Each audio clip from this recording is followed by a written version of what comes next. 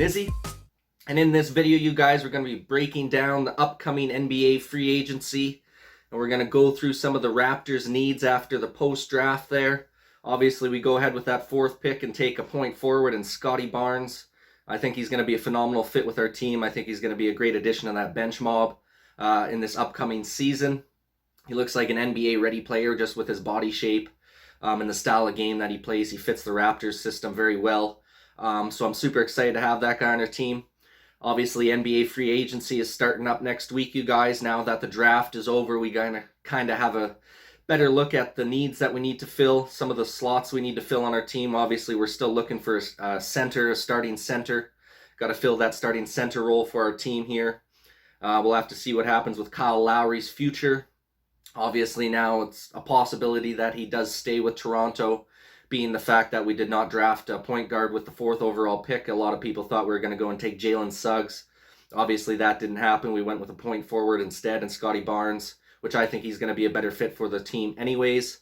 But yeah, it leaves the door wide open for us to go ahead and keep Kyle Lowry around. We'll have to see if he wants to stick around. I wouldn't be surprised. He's always been a guy saying that he wants to finish his career out with Toronto. I'd be happy to have him around for like a 2 or 3 year deal. You know, especially after losing Jalen Harris there to that substance abuse policy. So he's not going to be back. So we, got basically an extra guard slot open with him being gone as well. And that frees up Malachi to play more time off the bench. So yeah, we'll have to see if they bring Kyle Lowry back. He's looking for a pretty hefty salary. Maybe he'll take a little bit of a hometown discount for us and take around that $20 million per season instead of the 30 that he's looking for. Possibility of a sign and trade still, but it's all up in the air now, you guys. Obviously, with not having taken Jalen Suggs with that 4th overall pick, it's going to be interesting to see if we decide to keep Kyle Lowry or not. I'll be happy either way. If we move on, we got some young up-and-comers that are going to be able to fill the role very nicely, I think, in that point position. And if we keep him, he's just a great veteran presence. Still has a lot of game left. He's that Chris Paul style player. Look how Chris Paul just led his team to a NBA Finals. Obviously, they came up a little bit short, but I could see Kyle Lowry being able to do the same thing with this young up-and-coming Toronto Raptors squad if he does decide to stay for a couple years. So we'll have to see what happens with that. That's going to be one of the main things we're going to have to address here at the start of free agency. Obviously, we got a restricted free agent and Gary Trent Jr. as well. Basically, if any other team offers him a deal, we have the ability to match that contract, or we'll have to let him go if we don't want to match the contract. I don't think he's going to demand a super high salary. I don't think he's going to be in the 20 million plus range per season. I think a good deal for us being able to get Gary Trent Jr. would be maybe like a 4 year, $60 million deal, maybe 4 years, $70 million, kind of similar to a Fred Van Vliet style deal. In that $15 to $17 million per season range. I think that would be a good price tag for Gary Trent there. Obviously, he's still young, so he's got some more developing to do. And then he could end up hitting a big payday down the road here if he does end up continuing to develop in our system. But I think he'd be a great pickup in addition to the team for the future as well. And like I said, if you can get him in that $15 to $17 million per season range, I think that's a decent clip for him. The guy's just a pure stroke shooter as well. We need that. We need that guy who's fearless to take those big shots. He has the ability to make, key clutch time buckets and key game time situations down the stretch.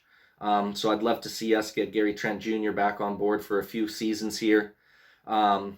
Obviously, with not getting the chance to get Evan Mobley in the draft there, you guys, we still got to address that starting center role. We got quite a few options out there in the starting center role out on the market. Lots of free agent centers this year. So, there's no shortage of choice with who we want to bring into our team. We're just going to be looking for that guy who fits the system and fits the Raptors mentality of defense first. Obviously, there's been talks of us possibly being able to get Jarrett Allen from Cleveland as he's a restricted free agent. That would probably be the best option for us if we could get him. He's a young guy as well, up and coming, got a lot of potential, works hard on both ends of the floor. So that would be like my main pick if we can somehow weasel in and get him from Cleveland.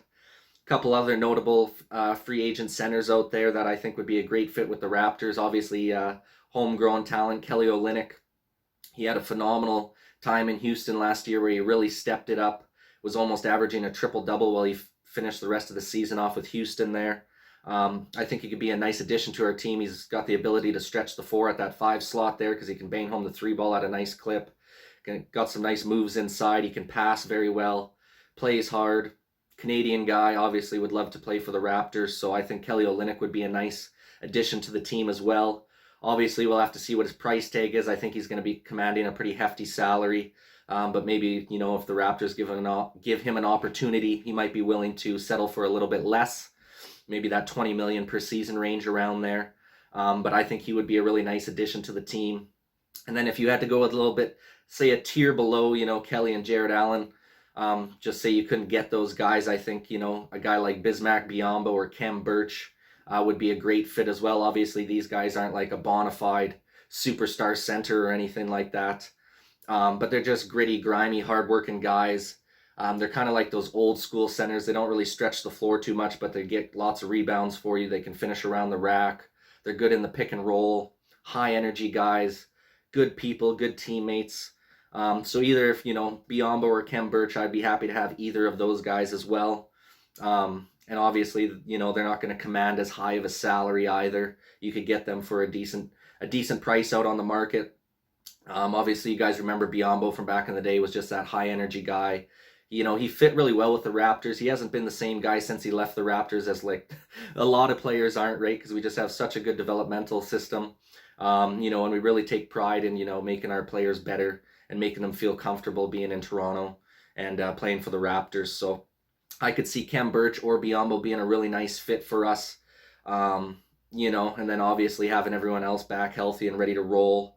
You know, we still got lots of great players under contract. Fred VanVleet, OG, Pascal, Chris Boucher's still there. Malachi Flynn. Obviously, we drafted Scotty Barnes now. I mean, so that's just going to be a gnarly bench unit for us this year. We still got Yuta Watanabe. Freddie Gillespie, I think, can have a nice breakout season for us. This guy's a workhorse. Puts in the time and the effort, you know, to try and better his game.